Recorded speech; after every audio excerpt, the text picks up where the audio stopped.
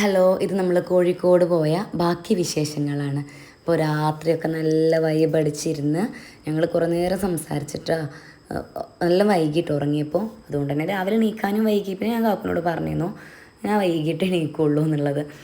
നമ്മൾ ട്രിപ്പ് പോകുമ്പോൾ നേരത്തെ എണീറ്റ് കുറേ സ്പോട്ട് കാണാൻ പോവുക അതൊന്നും എനിക്കിഷ്ടമല്ല കേട്ടോ. ട്രിപ്പ് പോകുമ്പോൾ നമ്മളൊന്ന് റിലാക്സ് ചെയ്യാനല്ലേ, അപ്പോൾ ആ ഉറക്കവും ഒക്കെ ശരിയാവണം. ഞാൻ നല്ല വൈകിട്ട് എണീറ്റിട്ടുണ്ടായിരുന്നു. ഞാൻ എണീറ്റപ്പോൾ സാറും ഷമീർ സാറൊക്കെ എണീറ്റിട്ടുണ്ട്, മക്കളൊക്കെ കളി തുടങ്ങിയിട്ടുണ്ട്.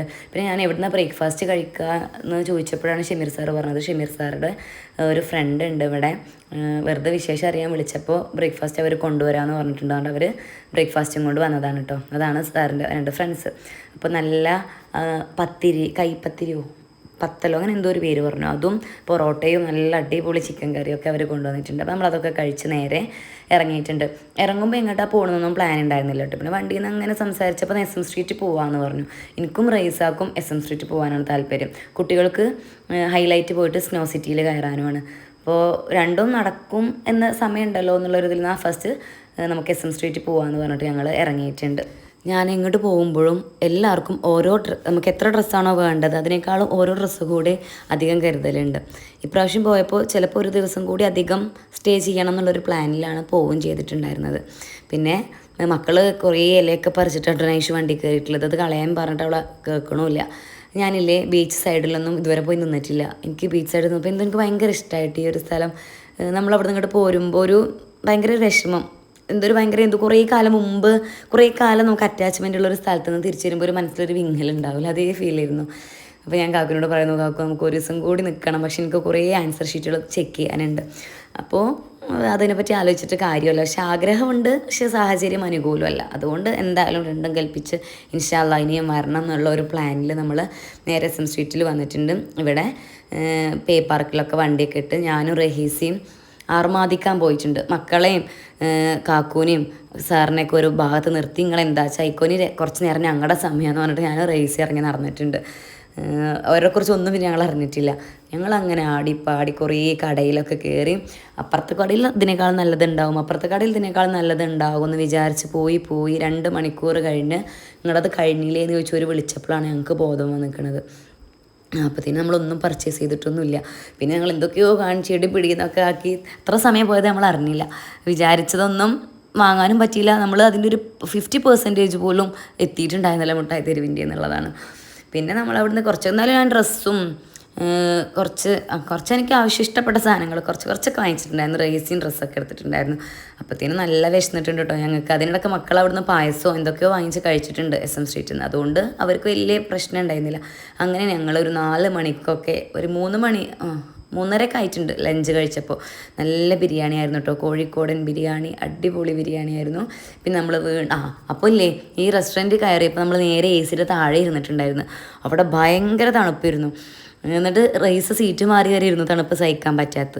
ആ തണുപ്പ് കിട്ടിയപ്പോൾ തന്നെ സ്നോയിൽ പോകണം എന്ന് പറഞ്ഞ് വാശി പിടിച്ച മക്കൾ ഇനി സ്നോയിൽ പോകണ്ടേന്ന് പറയാൻ തുടങ്ങി. എന്തായാലും എന്നാൽ അവർക്ക് ഗെയിമിൽ ഏതെങ്കിലും കയറിയാൽ മതി എന്നിട്ട് വീണ്ടും നമ്മൾ ഹൈലൈറ്റ് മാളിൽ പോയിട്ടുണ്ട്. അങ്ങനെ അമ്മിയപ്പയിൽ വന്നിട്ടുണ്ട്.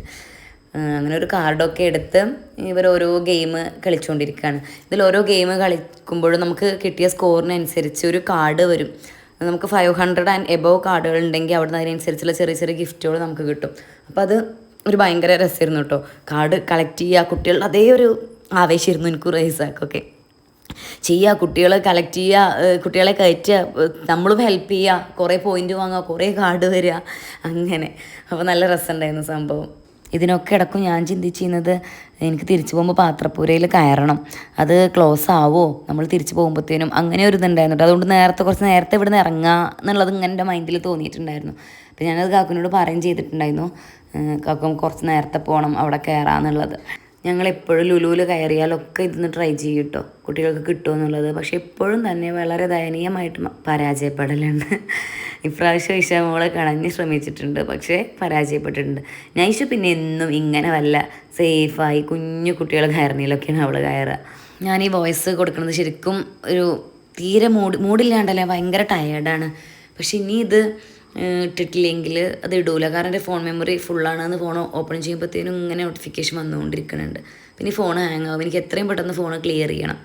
അപ്പോൾ ഇനി വല്ലാണ്ട് ഹാങ്ങായ ഞാൻ ഇത് അപ്ലോഡ് ചെയ്യേണ്ട വിചാരിച്ചത് ക്ലിയർ ചെയ്ത് ഡിലീറ്റ് ചെയ്ത് കളയും. അതുകൊണ്ട് വയ്യെങ്കിലും വേണ്ടില്ല, ഇൻട്രസ്റ്റ് ഉഷാറൊന്നും ഇല്ലെങ്കിലും വേണ്ടില്ല, എന്തെങ്കിലുമൊക്കെ പറഞ്ഞ് വീഡിയോ അപ്ലോഡ് ചെയ്യുക എന്നുള്ളൊരു മൈൻഡ് സെറ്റിലാണ് സത്യമായിട്ട് ഞാനിതിപ്പോൾ വോയിസ് കൊടുത്തുകൊണ്ടിരിക്കുന്നത്. ഇത് കട്ട് ചെയ്തിട്ടിട്ട് 2 ദിവസമായിട്ടോ.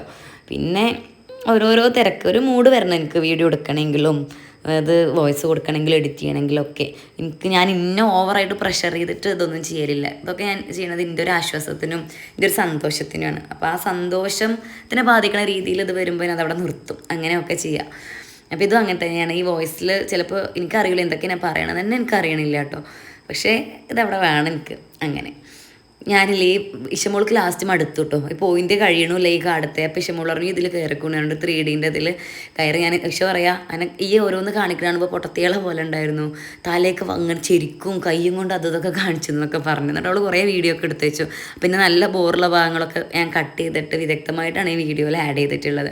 പിന്നെ കൂടുതൽ ഞാൻ കാർഡിൻ്റെ കാര്യം പറഞ്ഞില്ലേ, അപ്പോൾ കൂടുതൽ ബോൾസ് ഇതിൻ്റെ ഉള്ളിൽ കിട്ടുക, കൂടുതൽ കാർഡ് കിട്ടും. അതിന് വേണ്ടിയിട്ട് ഐഷും പാത്തും നൈഷും എല്ലാവരും കൂടി അതിൻ്റെ ഉള്ളിൽ കയറി ബോൾ ഇടുന്നു കേട്ടോ. ശരിക്കും അത് പറ്റൂല, അങ്ങനെ ചെയ്യും ഒരാളെ അതിനുള്ളിൽ കയറാൻ പറ്റുള്ളൂ.